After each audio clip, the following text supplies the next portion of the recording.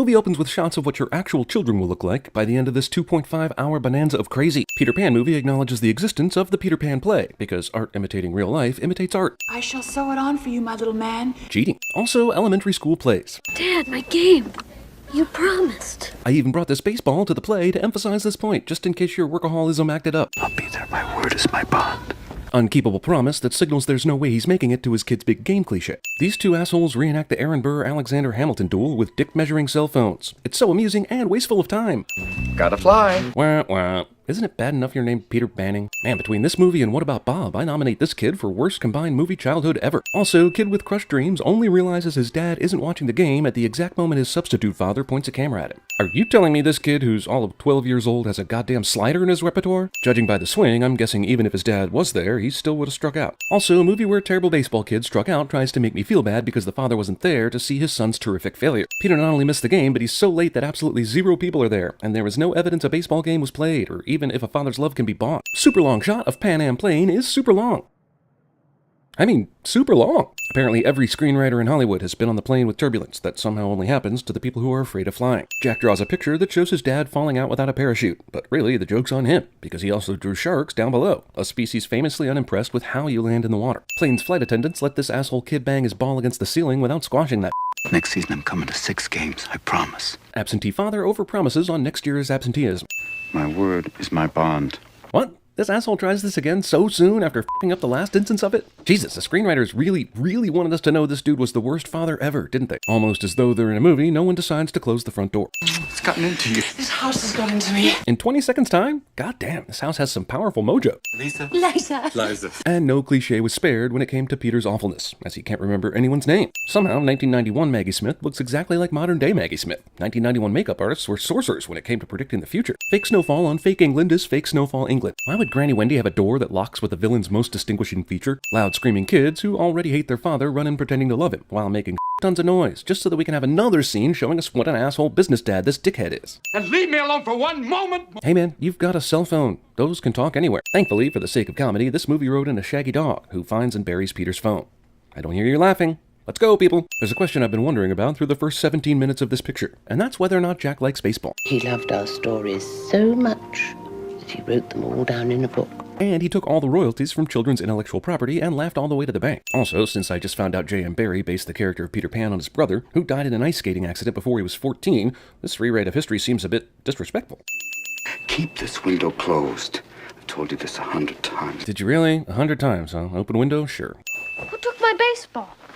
That mean, scary man at the window stole it. Kids have somehow already experienced characters from Neverland after being at the house for, I'm guessing, an hour. And those guys really like stealing baseballs and leaving for some reason. And Granny Wendy, the one person who would believe this, doesn't seem the least bit concerned. Is it not even 8 o'clock yet? Why is a kid this age going to bed before the next episode of Dinosaurs comes on? Dear nightlights, protect my sleeping babes. Granny knows everything about Neverland, prays to an earth god to protect her grandchildren. Isn't it funny that evil Neverland forces attack Granny Wendy's house on the very first night Peter's children are home alone while visiting there and are without a decent babysitter? Unless you're telling me Captain Hook had people staking out this real-world house for the last 30 years every single night just on the off chance Peter came back married with kids. Hook. Roll crit. Hook.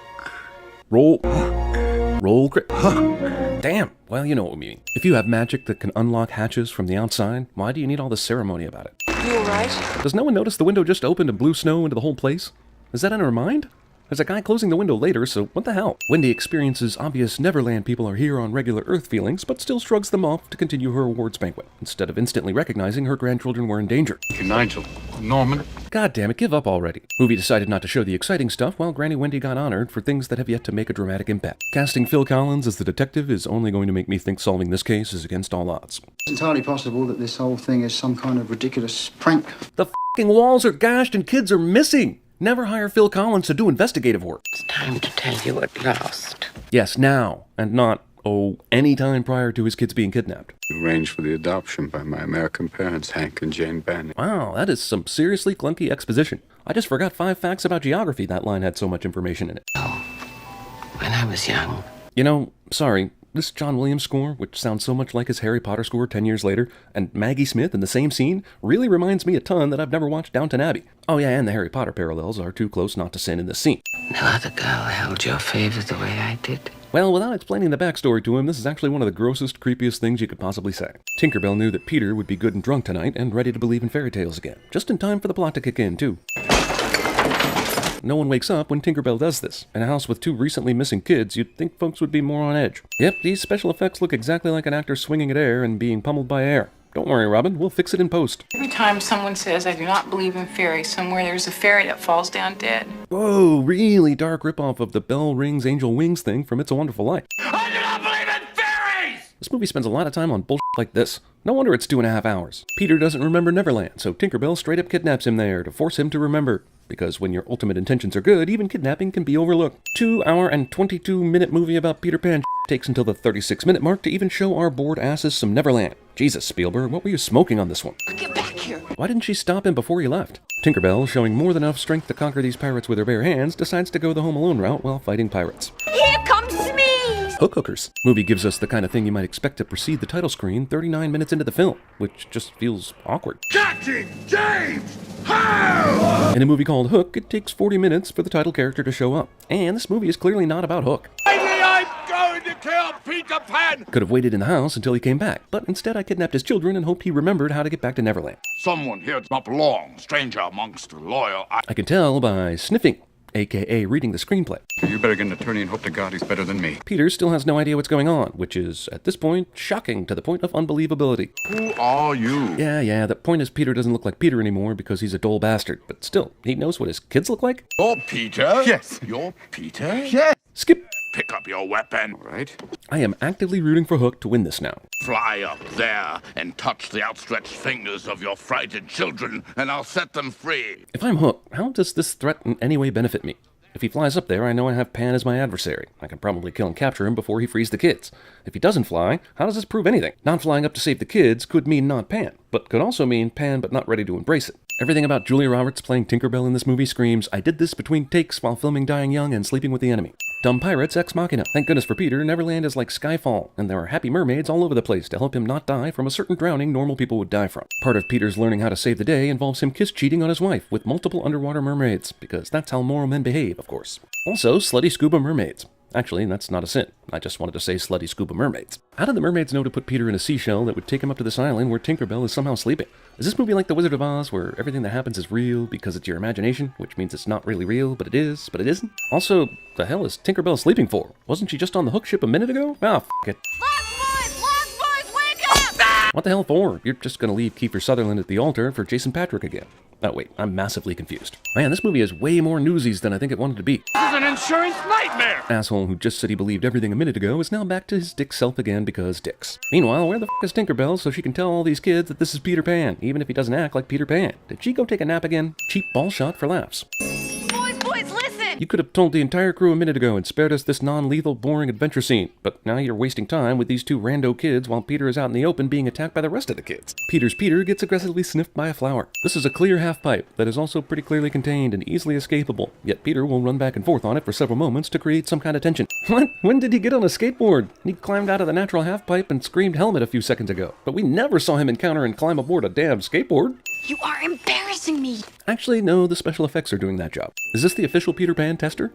How do you get that job? Oh, there you are, Peter. Oh, good. Can we start the movie now? Not to kill Pan when I had the chance. Good question. Just because you lament your mistake doesn't make it right. Hook and Smee have a Gene Hackman Superman map of the terrain, but somehow still haven't explored it all or found the Lost Boys. It's a scene like this that makes you wonder if you can even say it's all in Peter's head, because why would he be imagining the conversation between Hook and Smee in the captain's quarters? First thing tomorrow morning, we'll shoot some Indians out of Long Tom. That's racist.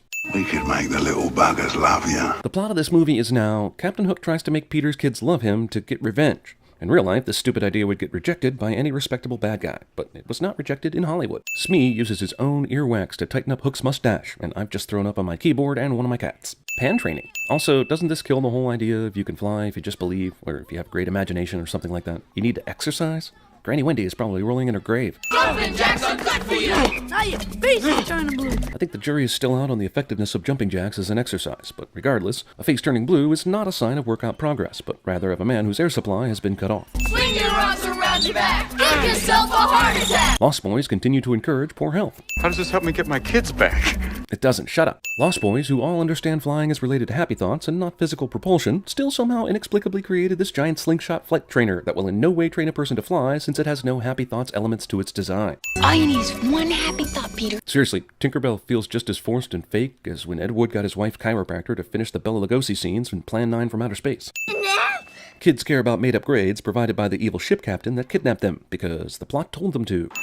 What did he go to your baseball game? How the ever-loving f*** do you know that? Is this just the movie's way of saying Hook is evil Peter somehow? Think of a way to run home, Jack! Run home! Terrible line of dialogue serves only to set up future terrible wordplay-based character development. Even though all the Lost Boy training we saw earlier had every Lost Boy serving as a spectator/humiliator, apparently Lost Boy training eventually gets to a place when the landscape is on fire, and the subject is entirely alone and void of Lost Boy mockery. All my favorite never foods. Our town banquet. Side character twins do everything in unison cliché. Yes, the movie did just try to earn a laugh through bodily gas expulsion. This is a Spielberg joint, y'all. You gotta expect the classy. Get your heart out, you crinkled, wrinkled, fat hag. Rufio and Peter will now exchange PG-friendly cut-downs for 2 minutes. Mother lover. Nearsighted gynecologist. Except those. Substitute chemistry teacher. Come on, Rufio, hit him back. These kids are suddenly swayed by an insult referencing an institutional profession they can't possibly comprehend or even ever heard of. Rufio! Rufio! Dude, trying to start the chant that is your own name? Don't be that guy, man.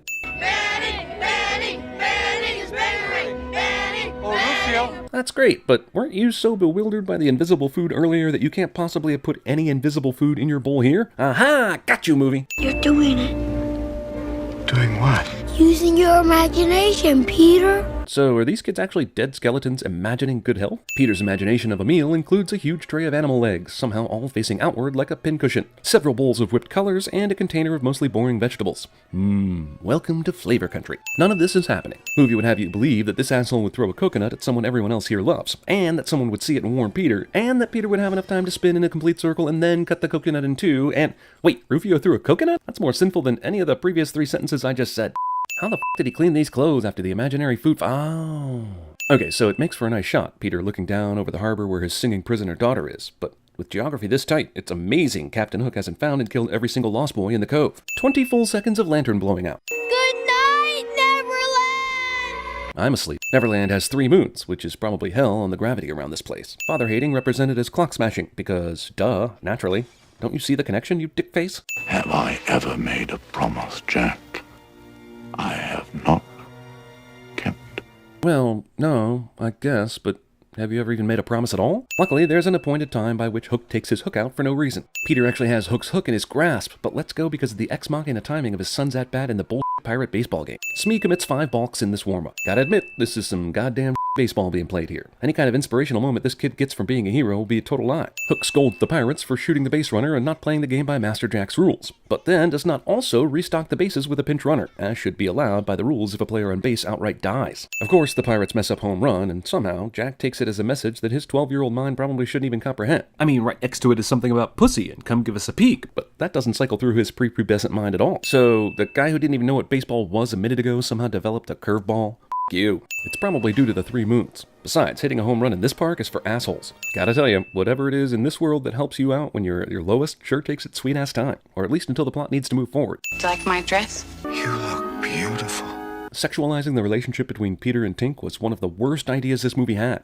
I mean, its dick is as tall as she is. What the f*** were they thinking? It's great that Peter is remembering all this stuff now, but why didn't Tinkerbell or somebody bring him down here a lot sooner?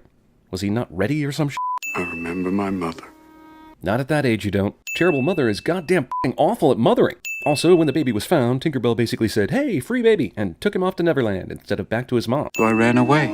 You did not run away. Your carriage drifted down a slope, and you're a goddamn baby crying in the rain. But whatever. Remember this shit however you need to in order to get your happy thought on so we can end this bitch, okay? Steven Spielberg would go on to do this very same scene in Catch Me If You Can 11 years later. Why are you crying? Holy discount future ex-girlfriend of Ben Affleck and Brad Pitt. I've seen young Wendy's boobs in another movie, and now I feel uncomfortable. Granny Wendy allows this to happen to her sleeping granddaughter. Peter suddenly decides, right after hearing Wendy is old, to settle down and fall in love, which is only slightly less shocking than the fact that Tinkerbell shows up right at that moment to witness the dude she loves kiss someone else. I can see why you have trouble finding a happy thought. So many sad memories, Peter. Including kissing your future wife. Terrible. Peter's flying alone, along with the film's soundtrack, somehow alert all the Lost Boys that they should stop what they're doing and look to the sky immediately. I'm glad the movie's main villain finally got his comeuppance. Oh wait, This is a way unnecessary dick move by Peter here. You're the Pan, everyone loves you. Do you still need to dick over Rufio right now? It's amazing how much of a dick you have to be in order to be Pan. Seeing Tinkerbell's apartment, which appears to be things from Peter Banning's pocket, makes me wonder what the f*** is going on.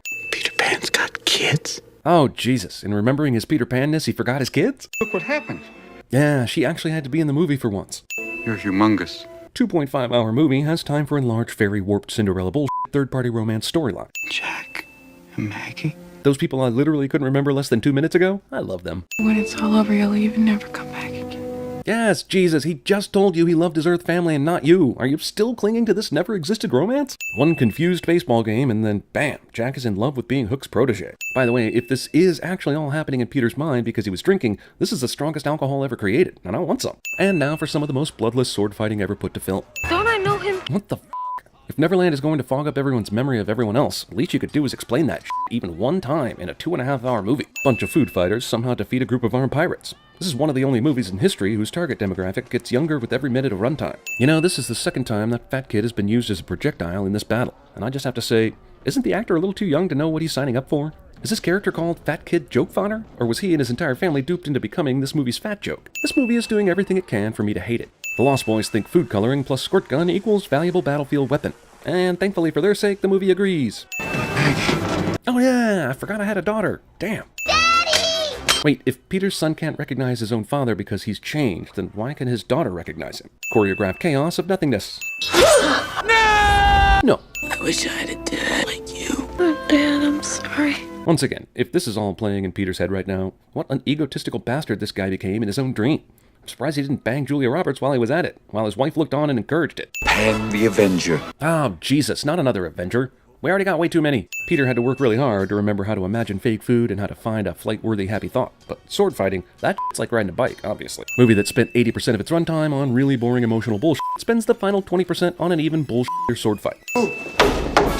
If the events of this finale are to be believed, the plank Peter just tapped should be flying into Hook's balls right now. These kids wasted all their money on clocks when they have no food. He's just a mean old man without a mommy. Movie says people without mommies are, by rule, terrible people. I want you to take your ship and go. Will you wake up already? Does your mind actually have to banish Captain Hook before your own Hook-like tendencies go away in the real world? Hook not stabbing Peter here is a goddamn sin against logic. What happened to the clock attack? Steven Spielberg would shoot this exact scene 2 years later in Jurassic Park. No, I guess all that kidnapping really did go down then. What the f*** did we just watch? Hello. Movie really goes too far with the Wizard of Oz parallel. Why did the kids float into the bedroom but Peter ended up on the snowy street? Peter's human wife Maura doesn't really seem remotely weirded out by the crazy cousin literally floating off into the night sky.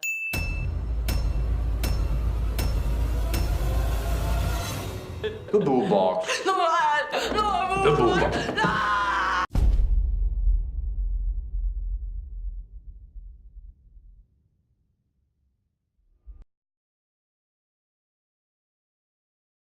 For a crook, Captain Hook. Judge, won't you throw the book? I hid this uncomfortable hunk of metal up my ass 2 years. I am the Green Fairy.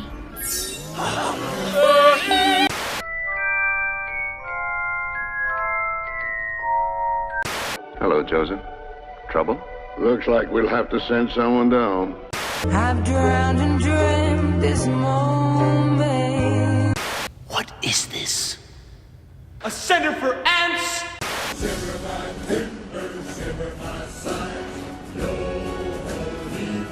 And then he'll die.